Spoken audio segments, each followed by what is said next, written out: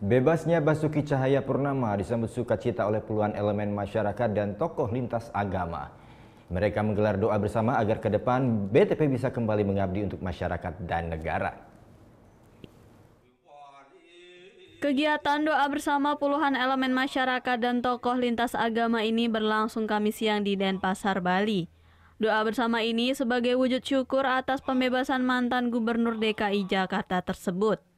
Puluhan elemen masyarakat dan tokoh lintas agama ini juga mendoakan agar kedepannya masa depan dan karir BTP lebih baik lagi.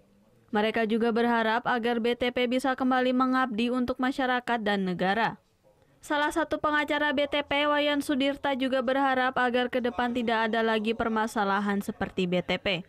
Dia menambahkan perkara kasus BTP ini akibat adanya tekanan dari pihak-pihak yang tidak suka dengan BTP. Dengan bebas dia sekarang, orang akan teringat pada Nelson Mandela, ingat Bung Karno bahwa orang boleh dikurung sementara, tapi tidak selama-lamanya. Putusan boleh menipu sebagian orang, tapi tidak di mata semua orang. Artinya Ahok ini akan berkiprah, dia nggak akan diem. Tapi saya tidak bisa menyebutkan apa kegiatannya. Karena contoh-contoh berbagai tokoh-tokoh besar di dunia, ya pola-pola seperti ini berulang.